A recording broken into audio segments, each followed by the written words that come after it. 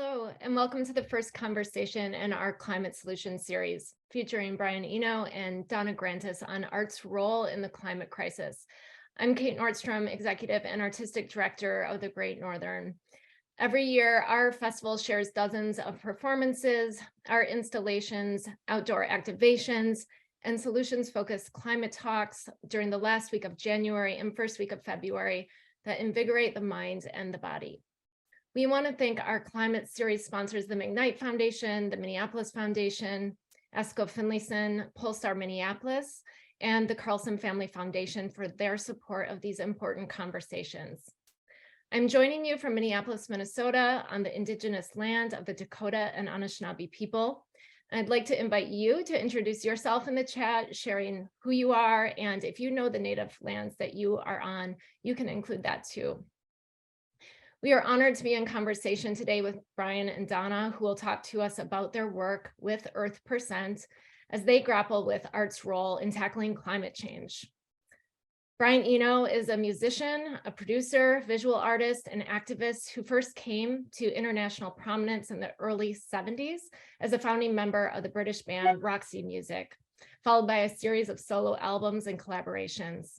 His work as a producer is legendary and includes albums with Talking Heads, Devo, U2, Laurie Anderson, and Coldplay, while collaborations include recordings with David Bowie, John Cale, David Byrne, Grace Jones, James Blank, and his brother Roger.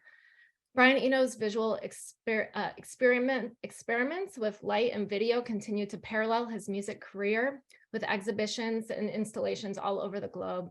He's a founding member of the Long Now Foundation, a trustee of Client Earth, a patron of Videre Est Credere. And in April 2021, he launched Earth Percent, which raises money from the music industry for some of the most impactful environmental charities working on the climate emergency. His latest album, Forever and Ever No More, was released in October. Donna Grantis is an artist and a guitarist from Toronto, Canada. From 2012 to 2016, she performed and recorded with Prince as a member of his funk rock trio Third Eye Girl and supergroup New Power Generation. Her new creative project, Culture versus Policy, fuses the power of music with thought-provoking dialogue about the climate emergency. In collaboration with scientists, activists, indigenous leaders, policymakers, researchers, and sociologists, Grantis seeks to highlight narratives in her art that are at once existential and empowering. The New York Times' John Perellis will moderate this conversation. He has been the chief pop music critic at the New York Times since 1988, and after working at Rolling Stone and The Village Voice and freelancing for many other publications. Welcome, everyone.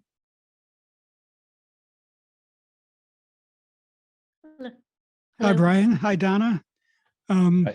I'm delighted to be talking to you both. Brian, can you talk a little about Earth Percent?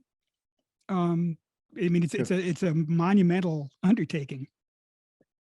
Yes, so the idea was to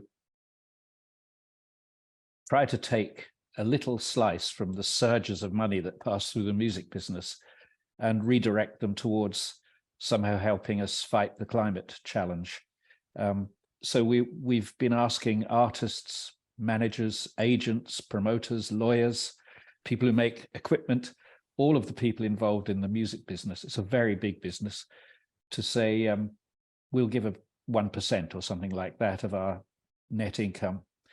And it passes on to us, and then we redistribute that to groups that we know are working with at the kind of cutting edge of climate change activism. So these will be groups not only where we are from, but all over the world. So this is the idea, and we're hoping to double the amount that we give every 6 months. So far, it's on track. That turns exponential if you double every 6 months. Yep, it gets very big very quickly. You're working on a lot of fronts too with Earth Percent. You're doing legal challenges. You're trying to write legislation. I mean, can you talk a little about that? We're working in a lot of, well, we're supporting a lot of organizations that are doing a big range of things right across the board. So what we do basically is we try to collect from the world of music, and then we redistribute. So our activism consists of getting other people to be active, really. And we're doing this in a lot of different ways. For example, our most recent one, which is a rather beautiful idea, is that we've now made it possible for people who are writing songs to name the earth as a co-writer. So you know how it goes. When you write a song, you say, that person wrote 30% of it, and this person did 40, and that other person over there did 30 as well. So we're now making it possible that you can say, and the earth, let's say thank you to the earth for its contribution. And let's give the earth 5% or 10%, or if you're really ambitious, 50%.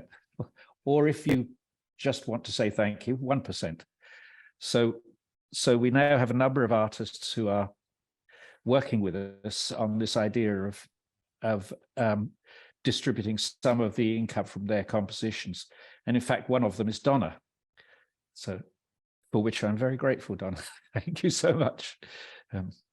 Thank you. I think it's such a brilliant idea, and it's such an easy way for artists to give back. And the music industry makes tens of billions of dollars every year. So even 1% of that is a tremendous amount of money. Yeah. We need to get the earth a good manager so we can negotiate a better split. Can you imagine when the earth becomes the greatest beneficiary of royalties?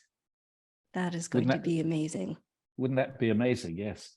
I mean, yes, it's possible, if a lot of people do this, and I think it's such an irresistibly nice idea that I think a lot of people will want to do it. And then it means, of course, that all of the collection is being done by the collection societies around the world, the performance rights societies and so on. So the machine then operates pretty much automatically. All you have to do as an artist is to say, yeah, I'll do it. And then the machine starts working. And I think it's a very elegant idea. Yeah, you're using the pre-existing mechanisms that have traditionally funneled cash away from artists. Yes, that's right. You're also supporting, like I said, writing legislation. You're also supporting. I'm looking at energy transition initiatives. In fact, you just signed a letter asking banks not to invest in fossil fuel investments. Yes, that's quite a big letter. That was a letter that was started by the film director Richard Curtis, who's a friend of mine, and he's been working for a while on these kind of quite deep levers, or levers, as you say in America, for changing things. So a big part of the issue for me is where's the best place to put your effort? If you're going to, we will have a limited amount of power, and if you're going to use that power, how do you get the best value for it? And legislation is one of the ways of doing that.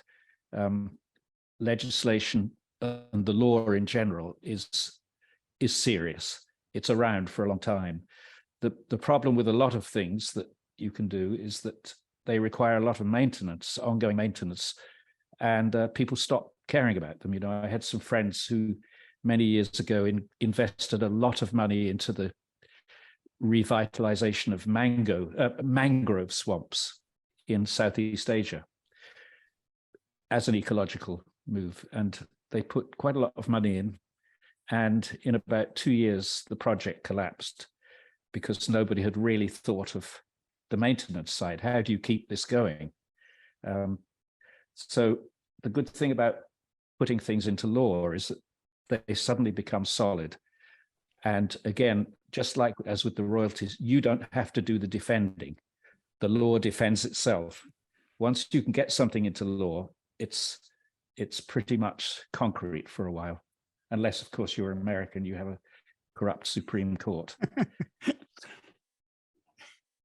We won't go there, or maybe we will, but No, we shouldn't. I shouldn't have said that. but but a lot of what you're doing is raising money, but artists have a different role as well, it seems. I mean, artists teach us things through your art, through your songs, through your process. I mean, what can artists specifically do besides raise money? Well, maybe you should ask Donna that question. I'll come back up afterwards with an answer to it. Donna? I think artists play a really impactful role in accelerating climate solutions by influencing hearts and minds. There's a quote that I would love to share. It's from David Suzuki, who's a national treasure, broadcaster, scientist, activist, co-founder of the David Suzuki Foundation, of course. And he says, "It is clear that reason and facts alone no longer suffice to move people and society to action. We have to touch people's hearts to move people emotionally. That's why the arts, especially music, have an important role to play in the environmental movement." Mm-hmm. And when I read that, I thought, wow, he's someone who has been, working on climate change and environmental issues for decades. And this is a thought that he recently shared in a book that's a theater play called What You Won't Do for Love. And I found that to be so inspiring because certainly a few years ago, music's been my focus for most of my life. And then I became a parent and my whole perspective, changed. And I felt a greater responsibility to really contribute, to how do we make things better? And I thought, how can I do that as a guitarist? And after I read that, that inspired me a lot. And then, of course, with the growing number of organizations like Earth% and Music Declares Emergency, Julie's Bicycle, I really feel like there's such a momentum that's building in the music and climate space, and it's really exciting.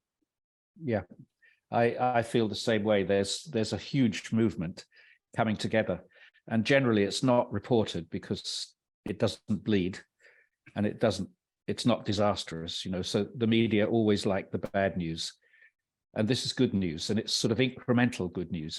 It's growing slowly but all over the place, and it doesn't make good stories for the way the media is set up at the moment, but nonetheless I think the success rate of this movement is huge, and it's going to become very apparent very soon how much has been going on.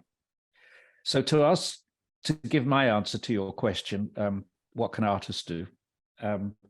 I completely agree with everything Donna just said, but I would say also beyond that, just think about what artists do anyway. What is the point of being an artist? Why does anyone do it? What artists do actually is invent other worlds.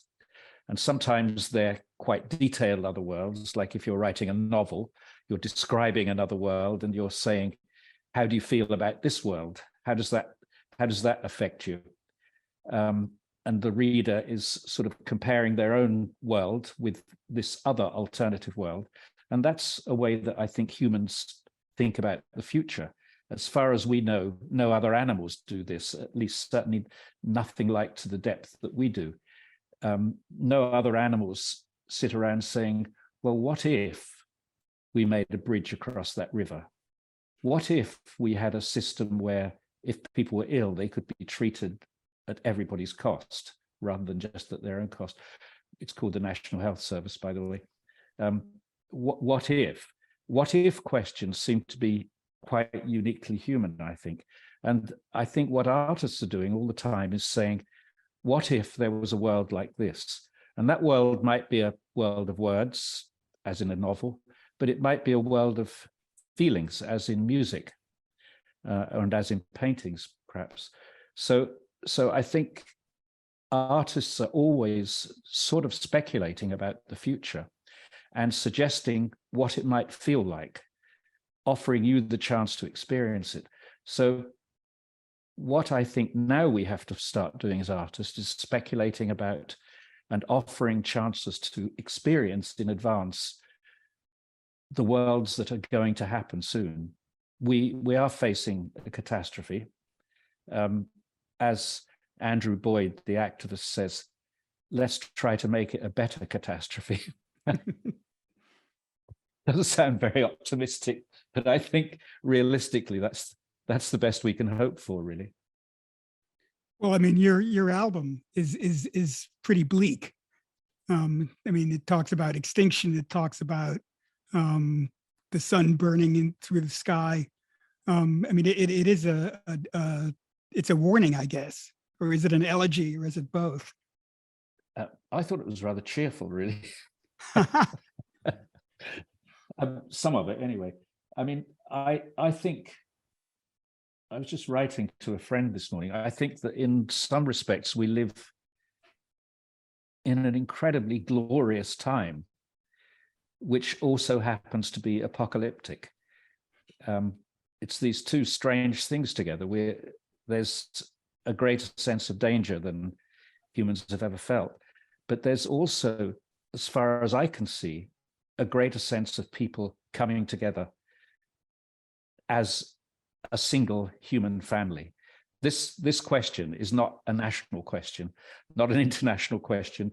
It's the biggest global question that has ever been asked. Can we make our way through this?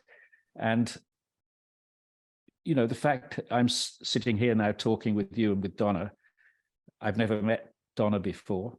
We've met before, but and we're sort of on the same page. There's a bond between us that I think is pretty inconceivable prior to, say, the last few decades. And this is happening everywhere. People are coming together and saying, what can we do together? What's the future that we face? How can we best equip ourselves to face it? And there are only really two answers to that question, as far as I can see. The first one is the Peter Thiel, Elon Musk answer, which is buy a big part of the planet and go and hide there and surround yourself with soldiers to keep everybody else out.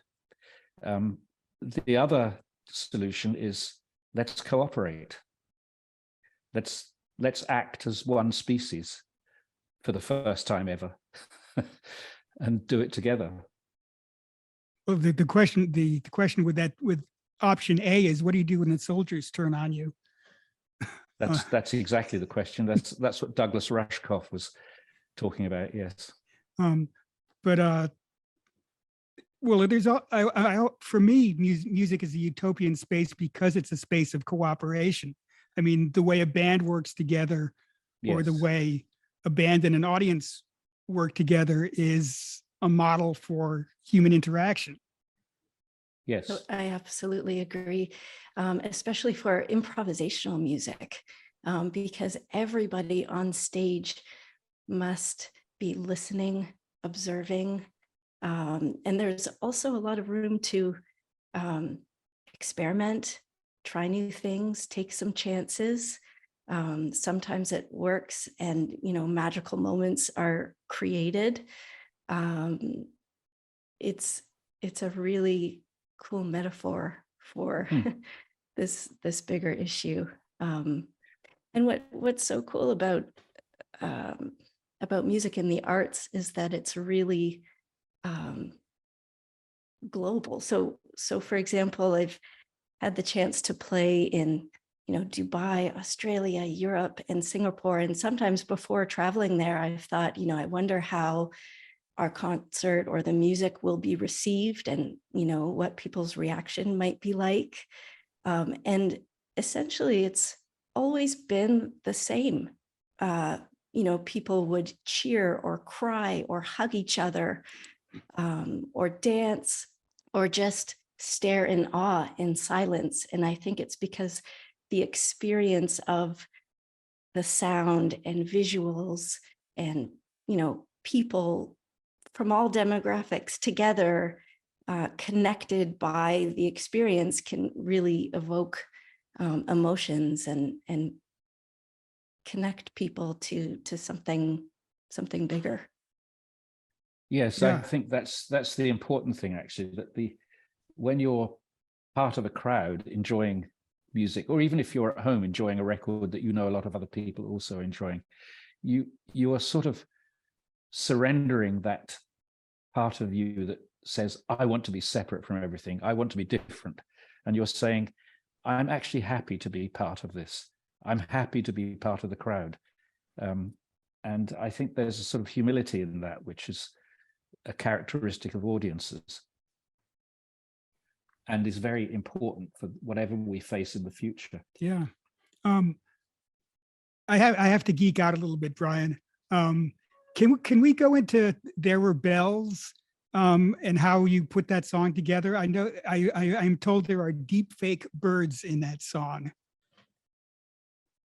There are fake birds. Yes, I mean, I've been making fake birds for quite a long time. It's one of the first things I learned to do with the synthesizer. Yeah, the song is, it's interesting because like most of the stuff on that album, it wasn't written with a view to being explicitly about climate change or something like that. I don't really work that way. I don't work from a subject to, I'm not really interested in trying to tell people things in that sort of literal sense. What I'm interested in doing is trying to give people a space where they can have certain feelings. And those are sometimes feelings that are not that much encouraged by whatever current society wants. Feelings of, for instance, I want to slow down. I want to be in a mysterious place rather than one where everything's signposted for me.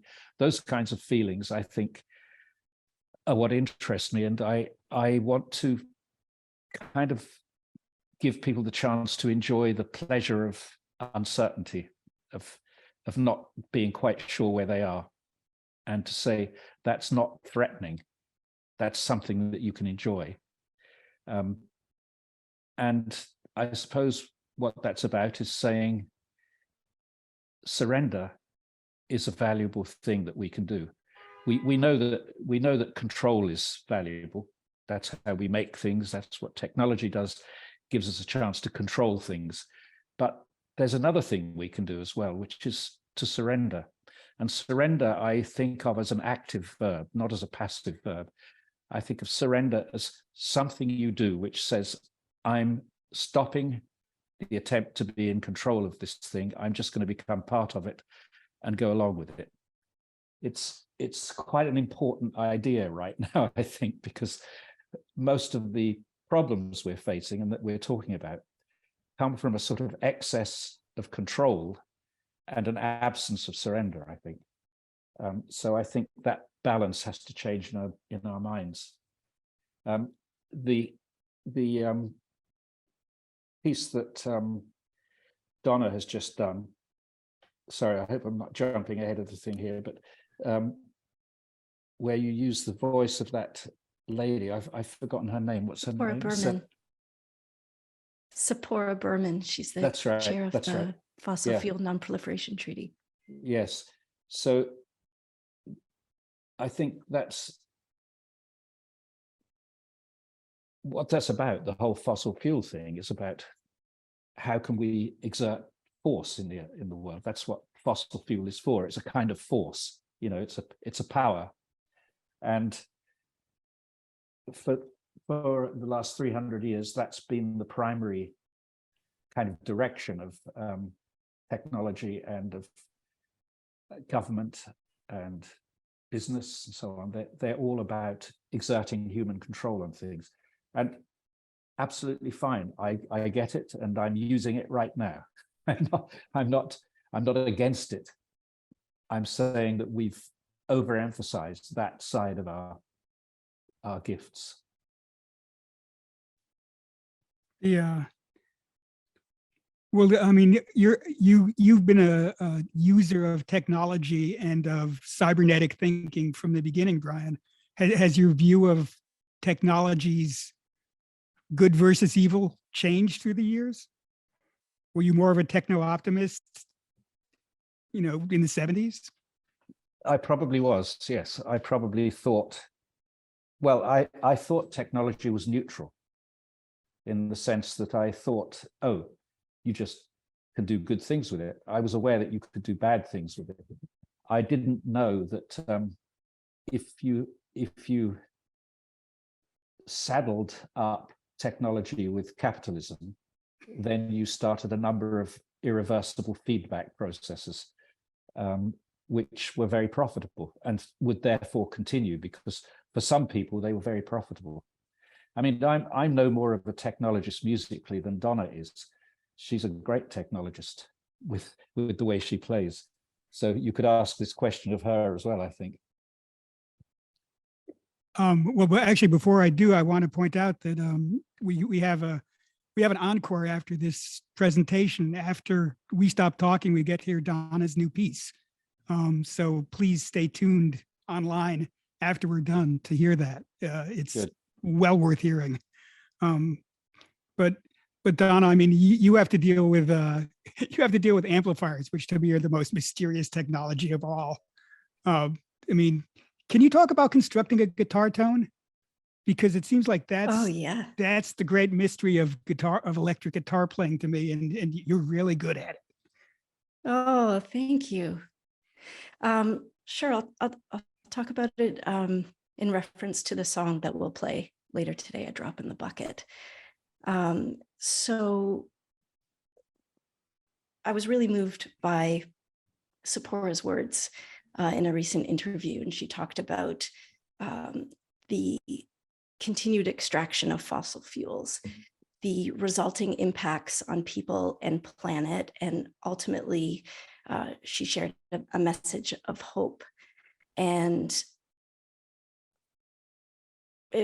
I found her words to be very inspiring, and thinking about how could certain quotes be communicated in a song.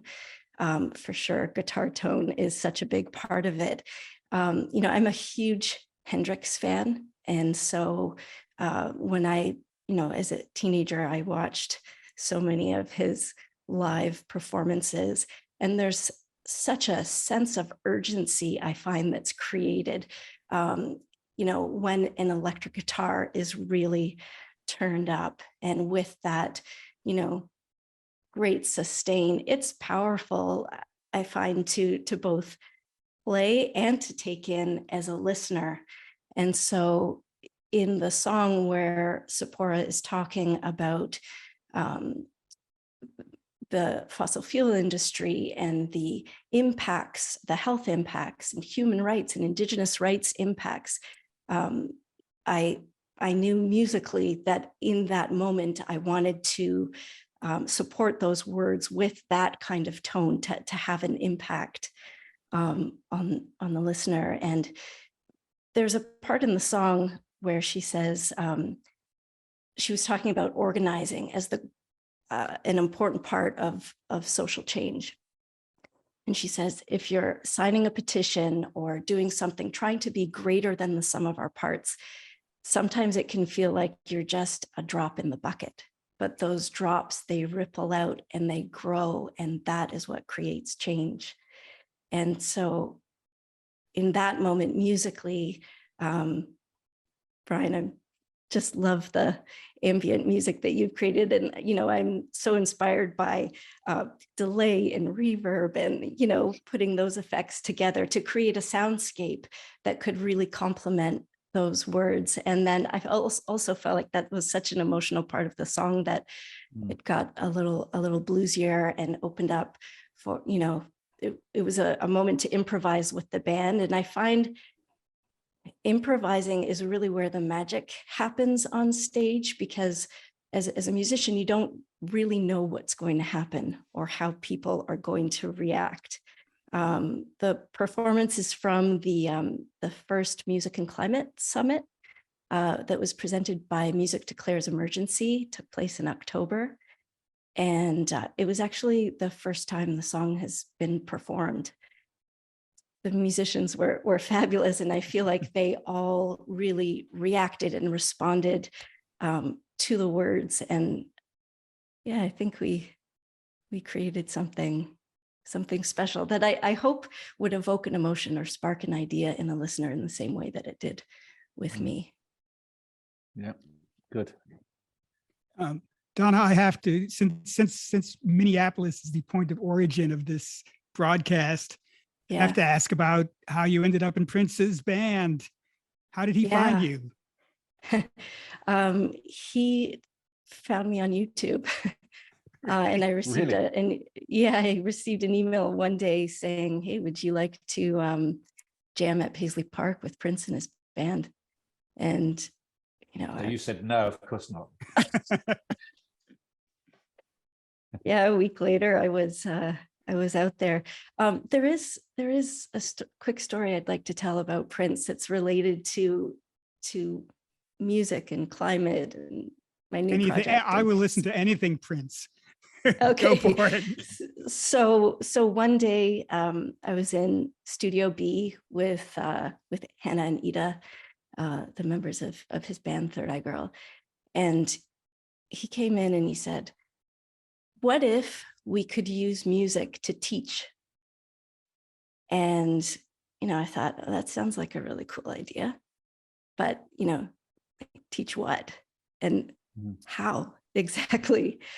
And that's a question that I've been thinking about for the past several years. And now in the midst of, the greatest challenge in human history and arguably the most decisive decade in determining what human life will be like for future generations, that question just resonates with me more and more. And I think that arts and culture is really a catalyst in achieving our climate goals, to appeal to what people care about, to reflect our values, but also to push ahead and push forward. And as you said, Brian, like sort of guide us into imagining what the future could look like.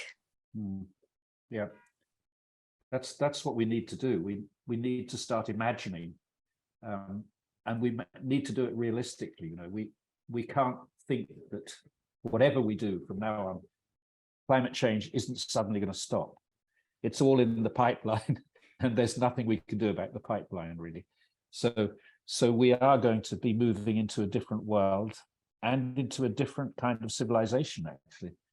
And really, the choices, it seems to me, as I said earlier, are whether we move into a civilization or an uncivilization, and we'll only get the former, the civilization, if we really work together, because it's in the interests of the richest people to have the uncivilization.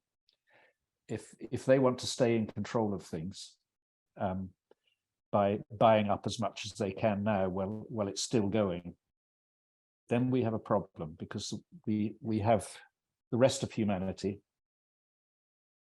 still wanting to stay alive, still wanting to be here, and with very few resources still under their control.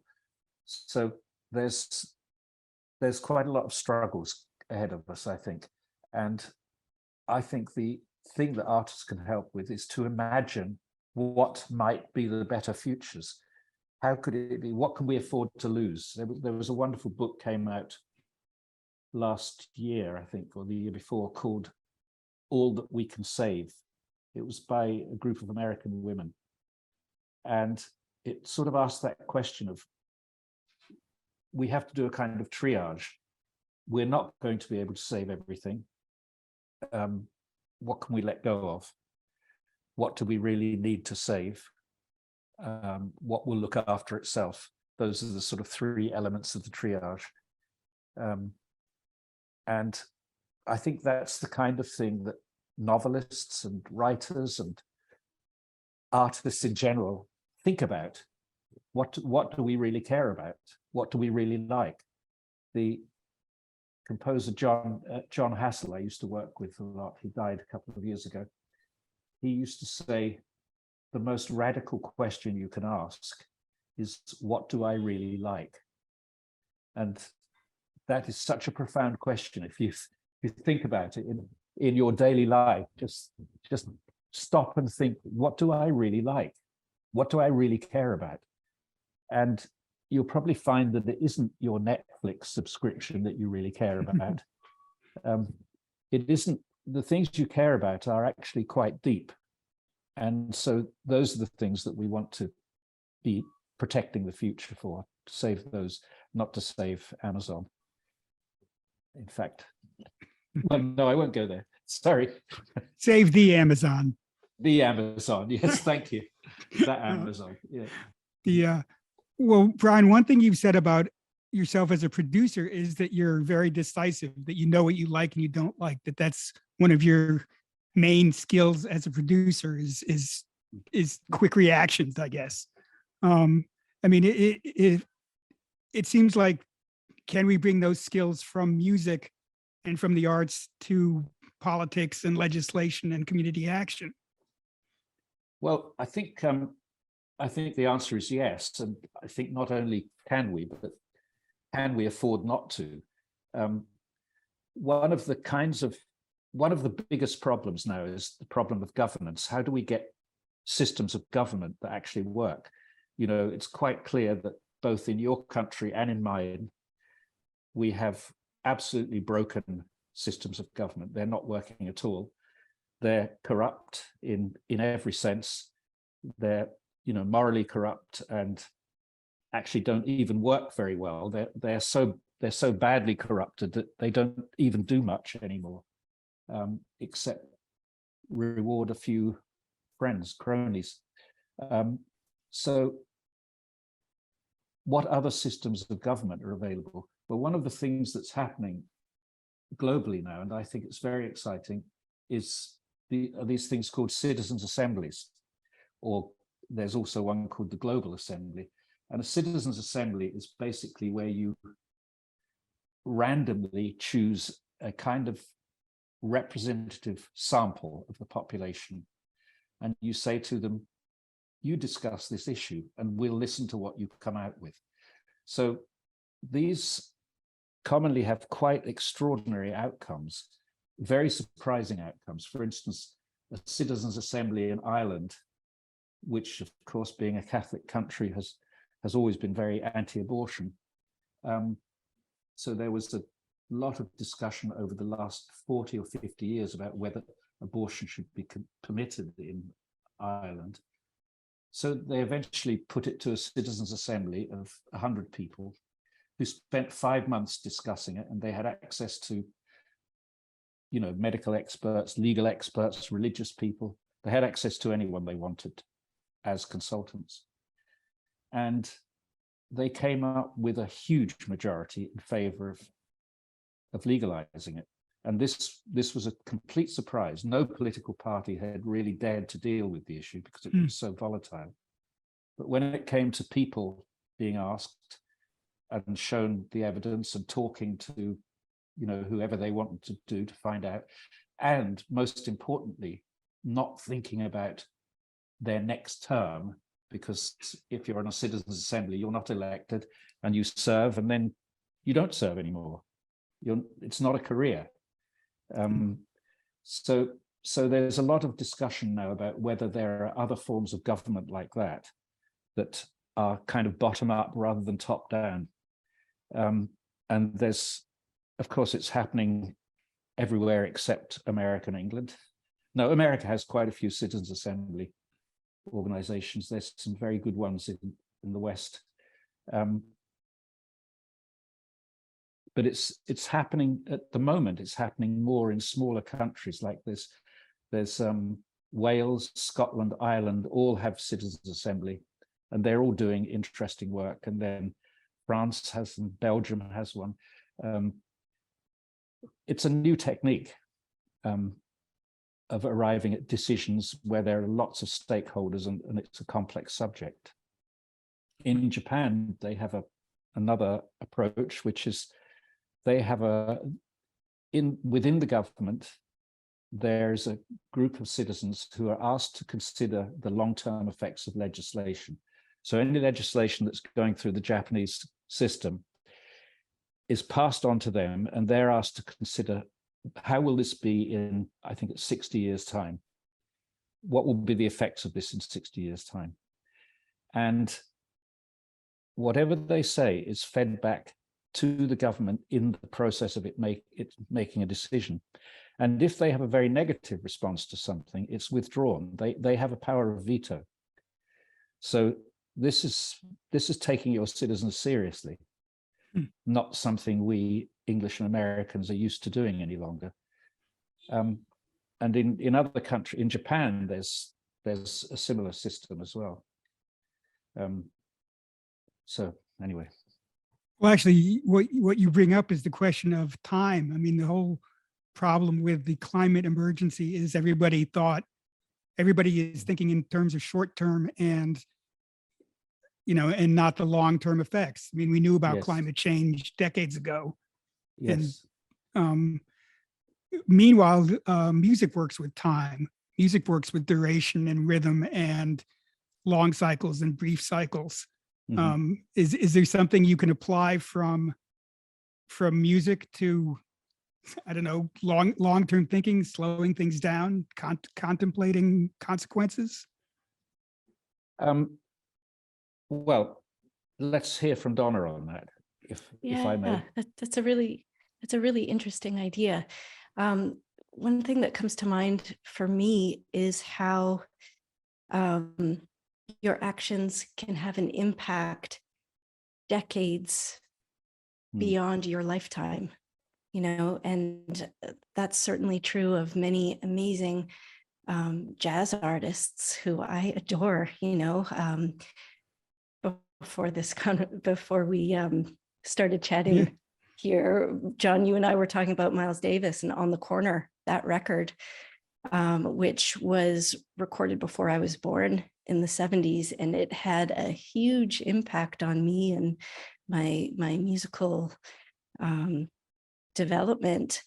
So that action, of going into the recording studio that day and, getting that particular group of people together and jamming and capturing a feeling, of that time lives on well beyond, decades beyond their lifetimes. And those types of cultural impacts, they're hard to quantify, right? Because you never know where things will, how things will impact someone, or perhaps that, record has shaped me as a player and I'm inspired by it and record something or play live, and that might, the idea might get passed along to somebody else.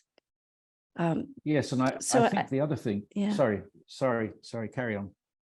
No, go for it. The idea being that our actions can just far outlast, our lifetime. So the other thing I think is that listening to music gives you different senses of time. So there was a time when you couldn't release a single that was over 3 minutes long. The radio wouldn't play it, So in fact, I have a record that is very funny. It's a little single. And, they always used to write sort of 2 minutes, 34 seconds or 2 minutes, 41 or whatever so that DJs could see that it was less than 3 minutes, because they weren't allowed to play anything beyond that. So I have this single from the early 1960s, which has 2 minutes, 85 seconds written on it, which is very clever. It takes you a while to realize that that's actually more than 3 minutes. But the reason I talk about singles from that time is because that was considered to be the kind of attention duration that people had. Less than 3 minutes, they would start getting bored and switch to another channel. But that's completely changed now. We have an entirely different listening culture, and I think, despite the attempts of television and advertisers to make our attention spans ever shorter, they're in fact getting ever longer. I think you mentioned On the Corner. That's a very long piece of music, and a lot of those Miles pieces from that later period, similarly, are long pieces. They're sort of orchestral lengths. And, I too have been making long pieces of music. And I can remember quite distinctly when I first started doing long pieces, people in the business side saying, nobody's going to listen to something that long. They'll switch it off after 4 minutes. It turned out they didn't. So I think people are, partly to escape the hyper stimulus that we're all subjected to all the time, I think they're going for these places, these musical places, where they can sit down and let something happen, something long and slow and evolving happen to them. They don't want everything in their life to be like television advertising. And I take that as a very good sign. Despite there's been a lot of advertising money spent on making you as stupid as possible. And it hasn't really worked. We're not as stupid as possible. Not all of us anyway. That's a hopeful thought. Brian, I wanted to ask you about using words as well as music, because you've written a lot of instrumental music, generative music. But for this album, you returned to being verbal. Was it a sea change, or was it a matter of urgency of the subject, or what brought it about? I've never stopped singing, although I haven't released music with singing on for quite a few years, until this last album. But I have a cappella group, and I sing every Tuesday night with a group of people, group of friends. Our only rules are no recording, no performing. So we do it just for the, as they say in Ireland, just for the crack. So I've always liked singing, and over the last few years, I've noticed that my singing voice has got quite a lot lower. In fact, I'm probably singing half an octave lower than I used to. And that's a different voice. It's a grown-up voice. A lot of singers carry on trying to sound like they're 18 for the rest of their life. But at a certain point, you have to accept that you aren't 18 any longer. And I don't know what happened, but my voice dropped, and I suddenly found I could sing about different things. I could sing in the voice of a grown-up, if you like. And I just started writing. I didn't even start writing. I started singing in this different way. And the feelings of that kind of singing were sort of took me somewhere I hadn't been with songs before. So I thought, oh, I should try this out and see what happens. Try writing some songs. And the songs were, when I was writing them, they were either incredibly easy to write. I wrote them, the words, within minutes, or astonishingly difficult to write, taking months and years. So I don't know the solution to that. I wish they were all like the first lot, where the words just come out in one spurt, as it were. But unfortunately, that doesn't always happen. Yeah, so I don't know what the future is from that point of view. I mean, perhaps my voice will carry on dropping, and I'll assume an even more enigmatic and even older character. Well, can I ask what was the easy one? What's it called? We Let It In. Huh. Yeah, that was the easiest one. What were you going to say, Donna? There's a lyric in the song "Who Gives a Thought" that really jumped out to me, and that's who gives a thought about the nematodes for microscopic worms and unstudied germs of no commercial worth. And the song is beautiful, but I thought about that, that line quite a bit, and then it's, was inspired to look up nematodes. Yeah. And it's interesting how, if I had read about nematodes in the textbook, that's one thing, but to have heard it in a song and gone through that experience of then having a curiosity and digging into it on my own, that's not something I'll forget. Oh, that's so nice. Yeah, they don't appear in many songs, nematodes. But they're very important for nutrient cycling. Very, very important. Yes, exactly. Yes. Yeah. And I mean, I originally, when my first version of that song, I had dragonflies, I think, instead of nematodes. And I thought, well, everyone knows about dragonflies and they're beautiful and everyone knows it.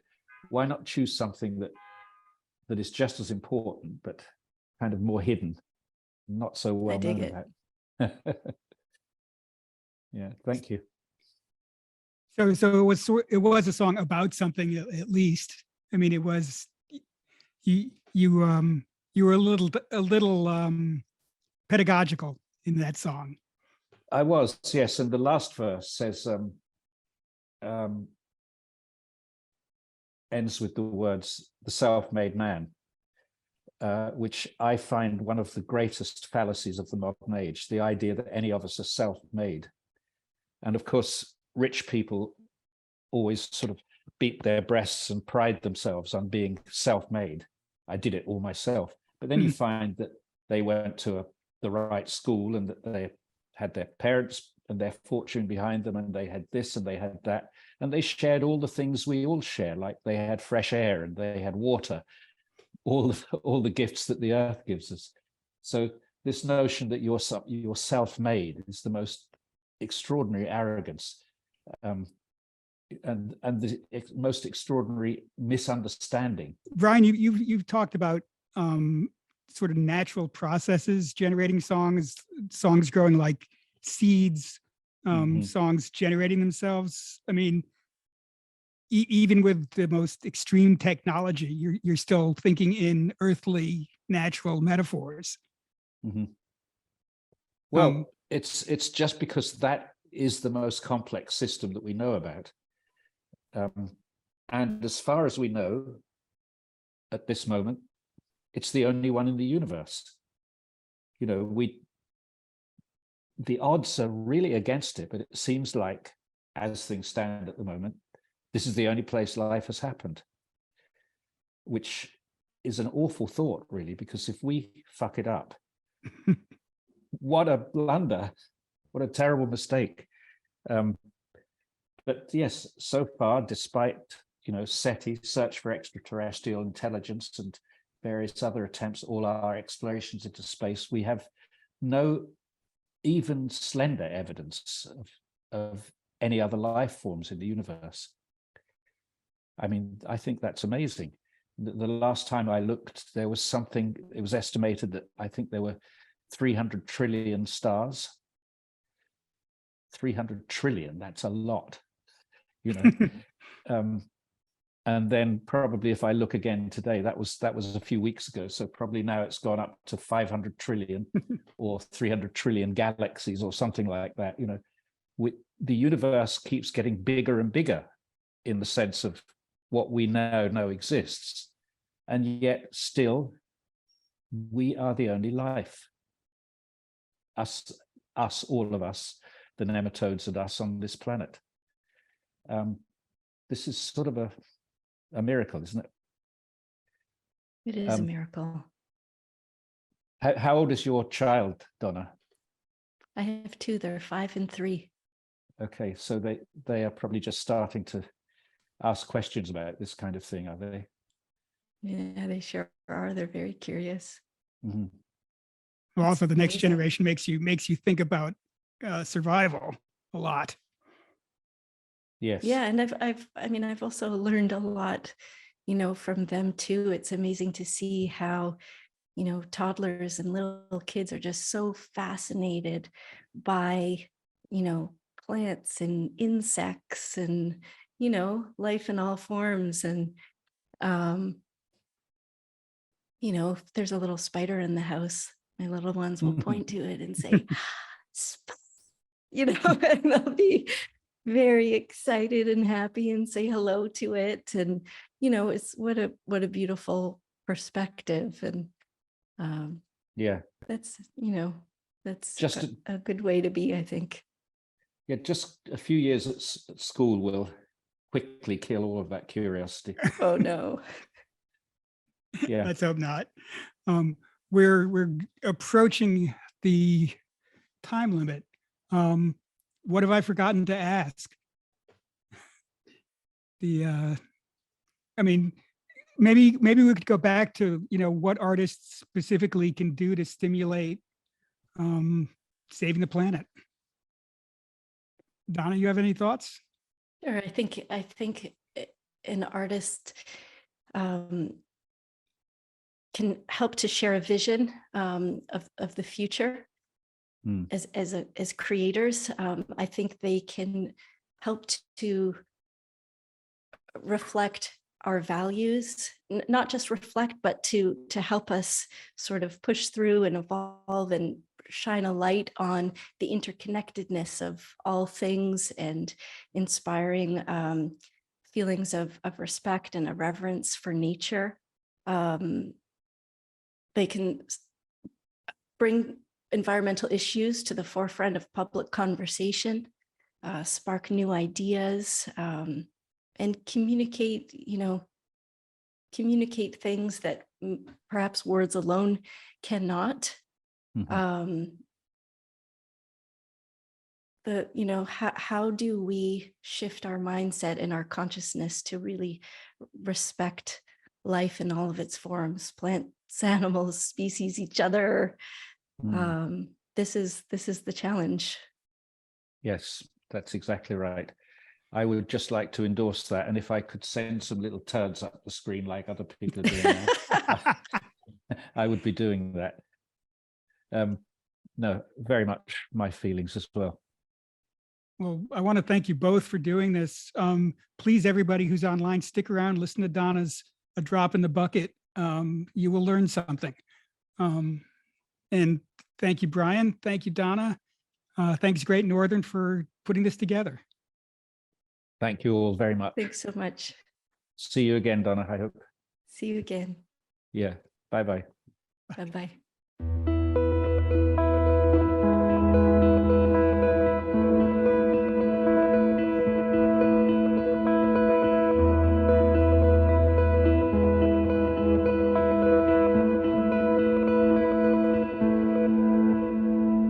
Now we know that if you have more carbon trapped in the atmosphere, that increases the impacts of climate change on the Earth.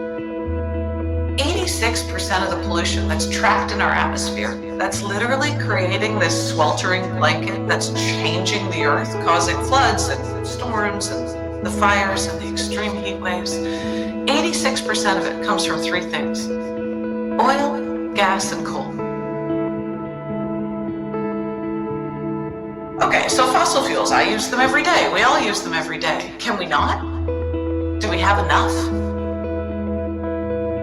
How much is enough? How much should we be using and producing? Who decides when we have enough? And do we have the replacements for all these fossil fuels?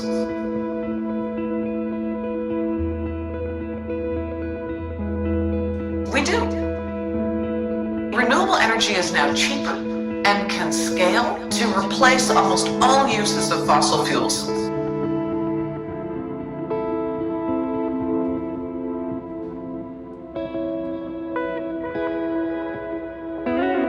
Why are we spending the majority of the world's financial and intellectual and political capital to dig up more of the stuff that we know is hurting us?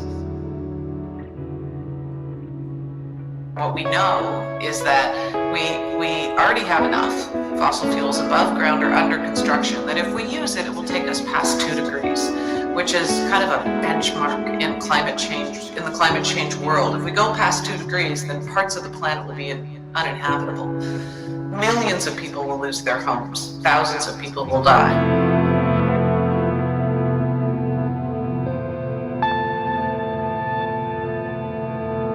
But meanwhile, the oil, gas, and coal companies are on track to produce 110% more fossil fuels than we can ever use. And if we do use them, they'll burn us.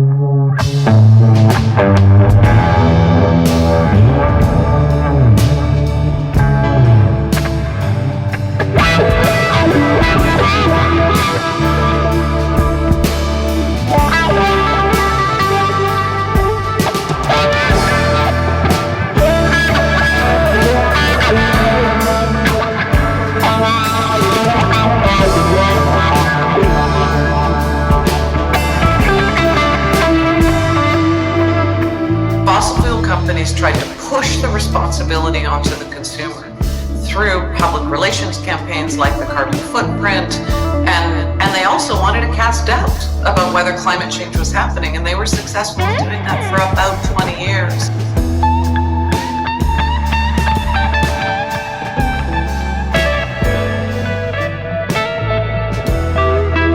There's not only climate change implications of some of these major fossil fuel projects, but of course there's impacts on local communities, health impacts, and Indigenous rights and human rights impacts.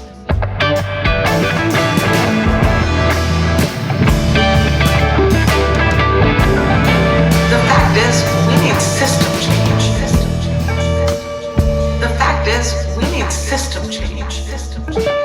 The fact is, we need system change. The top 20 oil and gas companies now have about $930 billion invested in new expanded fossil fuel projects between now and 2030.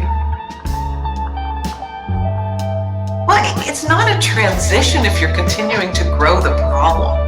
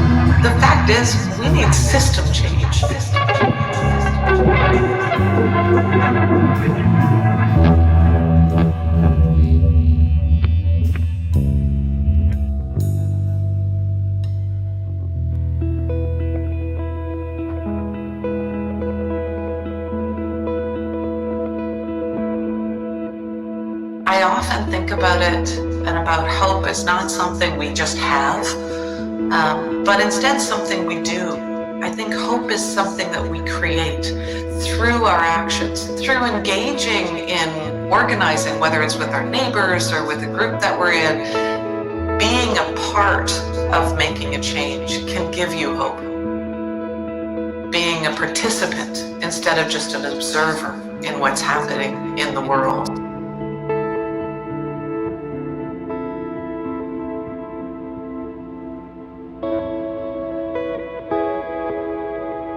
sometimes I think of that organizing as the grunt work of social change. Because if you're knocking on doors, or you're signing a petition, or you're trying to be greater than the sum of our parts, it sometimes feels like you're just a drop in the bucket. But those drops are they ripple out and they grow, and that is what makes change. Stay connected to nature. We're part of something bigger that we know so very little about. Find joy and appreciate life and remember what that feels like.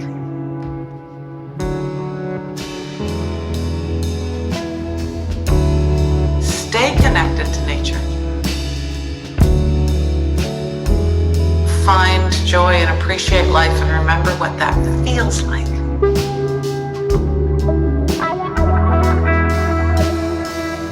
Stay connected to nature.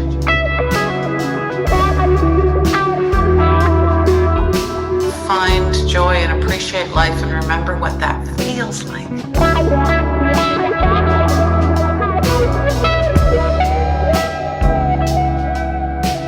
Stay connected to nature.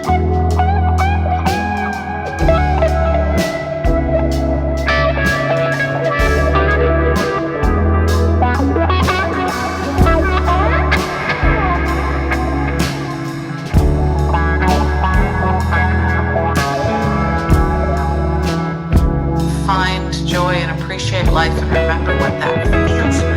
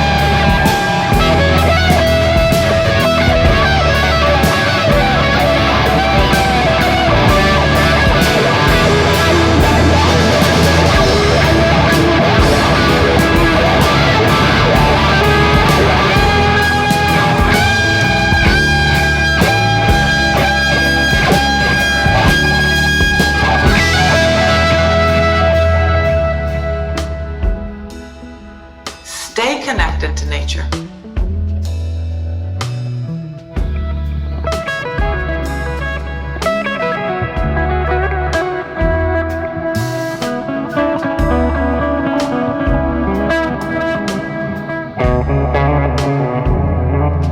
Find joy and appreciate life and remember what that feels like.